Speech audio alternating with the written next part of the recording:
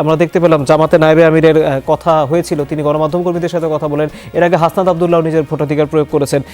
কি বলছেন সবাই মিলে আসলে এই নির্বাচনের সার্বিক পরিবেশ নিয়ে? আর আপনার পেছনে আমি ভোটারদের লম্বা সারি দেখতে পাচ্ছি, তার মানে ভোটারদের উপস্থিতিও নিশ্চয়ই বাড়ছে।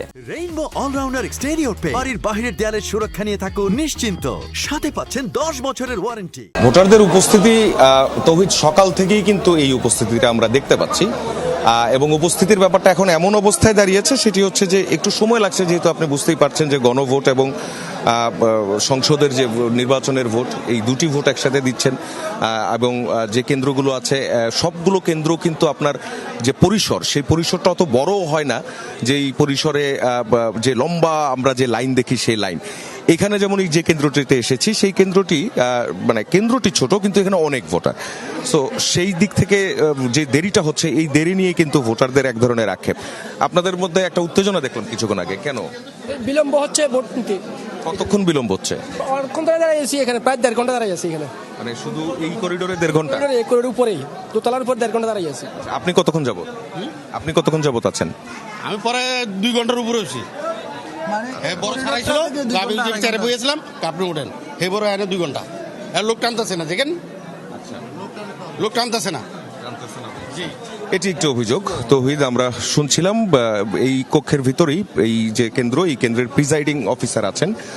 আমরা প্রিজাইডিং অফিসারের সঙ্গে একটু কথা বলতে চাই। এক্সকিউজ মি, একটু কাইন্ডলি যদি এদিকে আসে। আচ্ছা, ভোটারদের একটা অভিযোগ যে দেরি হচ্ছে, প্রচুর বিলম্ব হচ্ছে, শুধু এইটুকু করিডোরেই নাকি 1.5 ঘন্টা 2 ঘন্টার মতো লেগে যাচ্ছে। আচ্ছা, আপনি যদি অ্যাভারেজ বলেন, একজন ভোটারের কতক্ষণ সময় লাগছে ভোট দিতে? হ্যাঁ, না, ভোটারের এখানে এভারেজ বেশি সময় লাগার কথা না। এখানে আমাদের ভোটারের উপস্থিতি বেশি, এবং ভোট কাস্ট হয়েছে বেশি। এখন পর্যন্ত এখানে প্রায় 10:30 বাজতেছে। এখানে আনুমানিক 900-950 মতো আমাদের এখানে ভোট কাস্ট হয়েছে।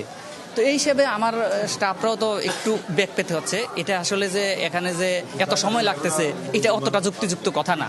ওনারা তো আমরা তো বাঙালি, আমরা একটা কথা বললে মনে করো যে 5 মিনিট বলবে 50 মিনিট, তো এইভাবেই। তবে সার্বিকভাবে উপস্থিতি সবার আছে। হ্যাঁ, সবার সার্বিকভাবে উপস্থিতি ভালো। হ্যাঁ, সবার সার্বিকভাবে উপস্থিতি আছে এবং স্বতঃস্ফূর্তভাবে ভোট দিচ্ছে। অন্য যতবার আমি নিজে সহকারী প্রিজাইডিং এর দায়িত্ব পালন করেছি, এখনকার এটা একটু ব্যতিক্রম। এখানে সবাই স্বতঃস্ফূর্তভাবে আসতেছে এবং শান্তিপূর্ণভাবে ভোট দিচ্ছে। আতিকুল ইসলাম, আপনি থাকবেন, আমি একটু ওনারা তো হচ্ছে প্রার্থীদের এজেন্ট, তাই তো? আচ্ছা, আপনি কোন প্রার্থীর এজেন্ট? আমি চড়ুই। আপনি? আমি নাঙ্গল। আপনি? আমি দাঁড়িপাল্লা। আপনি? ডাব। আমি দানের শীষ। আচ্ছা, আপনি কোন প্রার্থীর এজেন্ট? হাত পাকা। তার মানে আপনাদের এই যে এখানে যারা প্রতিদ্বন্দ্বী প্রার্থী আছেন সবার, এবং এই কেন্দ্রের সবগুলো কক্ষে আছেন সবাই? জি। তৌহিদ, আপনি শুনছিলেন প্রিজাইডিং অফিসারের বক্তব্য শুনছিলেন। আপনাকেও আমি ঠিক যেটি বলছিলাম, আবার আপনিও আমাকে শুরুতে যেটি বলছিলেন যে হেভিওয়েট প্রার্থীরা যারা এই যে আসন কুমিল্লা যে 11 আসন, এই 11 আসনের যারা প্রার্থীরা, তারা প্রত্যেকেই কিন্তু ভোটের পরিবেশ এবং ভোটারের যে উপস্থিতি, সেই উপস্থিতির কথা, বেশ ভালো উপস্থিতির কথাই তারা বলছেন, এবং প্রত্যেকে আশা করছেন,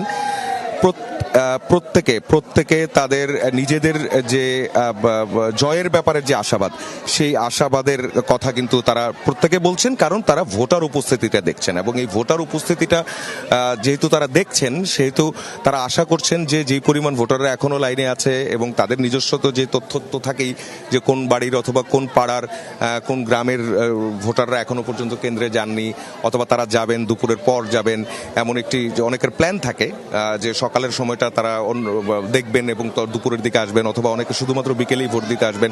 এবং সবকিছু মিলিয়ে প্রার্থীরা তারা যেটি আমাদেরকে জানিয়েছেন, সেটি হচ্ছে যে এখন পর্যন্ত ভোটের যে পরিবেশ, সেই পরিবেশ সবকিছু ঠিকঠাক আছে, এবং গণভোট এবং সংসদ নির্বাচনের ভোট, 2 ব্যালট নিয়ে কোনো ধরনের সমস্যা হচ্ছে না বলে প্রার্থীরা দাবি করেছেন। কিন্তু বাস্তবটা কিন্তু একটু ভিন্ন। আমরা যদি ভোটারদের সঙ্গে কথা বলি, একটু গণভোট নিয়ে আমরা ভোটারদের সঙ্গে কথা বলতে চাই। গণভোটের একটা বিষয় এবার যুক্ত হয়েছে। গণভোট সম্পর্কে আমরা কতটুকু জেনেছি? গণভোট সম্বন্ধে এখানে আসলে যে মানুষের অধিকার তারপরে যে আপনার জনগণের যে এই ভোটাধিকার প্রক্রিয়া সব কিছু মিলিয়ে রাষ্ট্রপ্রধান থেকে রাষ্ট্রপতি সব কিছুর একটা মেয়াদ নির্ধারণ করেছে। এটা আসলে নিঃসন্দেহে তরুণ প্রজন্ম এবং দেশের শিক্ষিত জনগণ এমনকি দেশের উন্নয়নের জন্য ভবিষ্যৎ প্রজন্মের জনগণের ভাগ্য নির্ধারণের জন্য আমি মনে করি এটা পজিটিভ। সো আমার এন্ড থেকে আমি বলবো যে গণভোটেই হ্যাঁ বলা উচিত। আর বাকিটা যেটা সবার পছন্দের, যাকে যোগ্য মনে করবে সেটা প্রতীক না দেখে, ব্যক্তি না দেখে, যোগ্য যাকে মনে করবে, যার দ্বারা দেশের নেতৃত্ব দিবে, সৎ দুর্নীতিমুক্ত যার ভিতরে থাকবে, ওনাকে নির্বাচিত করা উচিত। তবে সুন্দর ইসিকে ধন্যবাদ, গণমাধ্যমকে ধন্যবাদ, রাষ্ট্রকে ধন্যবাদ যে এই একটা সুন্দর এনভায়রনমেন্ট আমরা ভোট দিতে পেরেছি। মুরব্বীদেরকে যারা বয়স্ক ওনাদেরকে সুযোগ করে দিচ্ছে, গণমাধ্যম তাদেরকে সুন্দর ভূমিকা পালন করতেছে, আইনশৃঙ্খলা বাহিনী সুন্দর ভূমিকা পালন করতেছে। খুব নাইস এনভায়রনমেন্ট। Thank you. ধন্যবাদ আপনাকে। আমরা গণভোটের সম্পর্কে কতটুকু জানেন সেই বিষয়গুলো সম্পর্কে আমরা জানতে চাচ্ছিলাম। আমাদের সঙ্গে এখানে আরেকজন ভোটার আছেন। ওয়ালাইকুম আসসালাম, কেমন আছেন? আলহামদুলিল্লাহ, আপনি কেমন আছেন? আছি। কতক্ষণ যাবত এই লাইনে? এই লাইনে তো আমরা দাঁড়াইছি ধরেন আধা ঘন্টা, 1 ঘন্টার উপরে হয়ে গেছে। নিচের থেকে উপরে আসছি, নিচের থেকে এই পর্যন্ত 1 ঘন্টার মতো হয়ে গেছে। মানে এই 2 সিঁড়ি উঠতে 1 ঘন্টা লাগে? 1 ঘন্টা লেগে গেছে ইনশাআল্লাহ। আচ্ছা, এই যে দেরিটা হচ্ছে, আমাদের প্রিসাইডিং অফিসার যিনি আছেন এই কেন্দ্রের, তো একটু মুরব্বী মানুষ, বললাম যে উপরে মনে হয় ভোটার সংখ্যা কম, ওকে নিচে আনি দিলে মনে হয় একটু ভালো হতে মনে হয়। আচ্ছা, কিন্তু এরকম সময় তো আসলে চেঞ্জ করা যায় না। চেঞ্জ করে দিলে ভালো হতো, সিস্টেমটা করে দিলে ভালো হতো, দিলে ভালো হতো, ভোগান্তিটা কমাতে তাড়াতাড়ি। তো উনিও বলছিলেন যে মানে এই যে একসাথে 2টা ভোট হচ্ছে, অনেকের একটু সময় লাগতেছে এটা করতে। যে ধরেন হচ্ছে ওই যে বুথে যাওয়ার পরে একটু সময় লাগে জিনিসটার জন্য। হ্যাঁ, সো এই জন্য দেরি হচ্ছে বলতেছেন আর কি। অন্য জায়গাতে তো এরকম হচ্ছে না, অন্য কাউন্টারগুলো তো এগুলো তো তাড়াতাড়ি করে ভোট হয়ে যাচ্ছে। শুধু এখানে উনি একটু মুরব্বী মানুষ, উনি একটু চোখে বলে কম ঠারে, চোখ কম দেখতে। আমি বুঝতে পেরেছি। আপনি গণভোট বুঝছেন? গণভোট হার না দিতে হবে বুঝছেন তো না? ইনশাআল্লাহ আগে হাতে মারতে হবে, পরে না। ঠিক আছে জি। তৌহিদ, আপনি শুনছিলেন, আমরা দেখতে পাচ্ছি আইন শৃঙ্খলা রক্ষাকারী বাহিনীর সদস্যরাও, তারা অর্থাৎ কেন্দ্র প্রতি যে আইন শৃঙ্খলা রক্ষাকারী বাহিনীর সদস্যরা থাকেন তাদেরকেও দেখা যায়। একটা বিষয় তৌহিদ, সেটি হচ্ছে আমি এখন যেখানে আছি 14 গ্রাম, এখানের যতগুলো কেন্দ্র আছে সবগুলো কেন্দ্রই কিন্তু ঝুঁকিপূর্ণ কেন্দ্র হিসেবে চিহ্নিত করা হয়েছে। এবং কেন ঝুঁকিপূর্ণ? এর আগের যে নির্বাচনগুলো, সেই নির্বাচনগুলোর যে ইতিহাস, সেই ইতিহাসটা এখানকার খুব একটা সুখকর হয়নি। সেজন্য, এবং একই সঙ্গে এখানে কিছু সীমান্ত এলাকা আছে এবং কিছু দূরবর্তী এলাকা আছে। সেই দূরবর্তী এলাকাগুলোর কারণেও কিন্তু এই যে আসনটি, অর্থাৎ কুমিল্লা 11 আসন, কুমিল্লা 11 আসনকে কিন্তু পুরো প্রত্যেকটা কেন্দ্রই কিন্তু ঝুঁকিপূর্ণ বলেই কিন্তু নির্ধারণ করেছে। এবং সেই হিসাবে আইন শৃঙ্খলার যে ম্যানেজমেন্ট, সেই ম্যানেজমেন্ট নেওয়া হয়েছে। আমরা একটু এখানে ভোটারদের সঙ্গে একটু কথা বলতে চাই, নারী ভোটারদের সঙ্গে। আপনাদের এখানে কি মানে ভোট দিতে দেরি হচ্ছে, মানে নিতে দেরি হচ্ছে না? শৃঙ্খলাভাবে হচ্ছে, সব ঠিকঠাক হচ্ছে। ওইখানে পুরুষদের লাইনে আবার দেরি হচ্ছে এরকম বলতেছে। আপনাদের এখানে সমস্যা আছে? না, কোনো সমস্যা নাই, সুন্দরভাবে দিচ্ছে।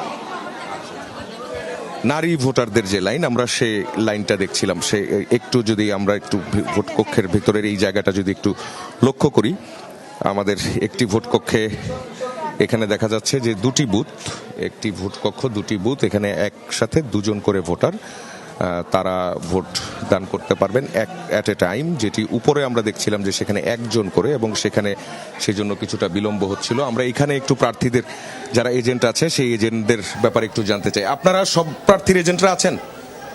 আপনি কোন প্রার্থী? ডাব। আমি ছড়ি। আচ্ছা, আপনি? আমি দাঁড়িপাল্লা। আচ্ছা, আপনি কোন প্রার্থী? সাফা, আপনাকে একটু আপনার কাছে আবারও ফিরবো। কুমিল্লার পরিস্থিতি আমরা আবারও জানবো।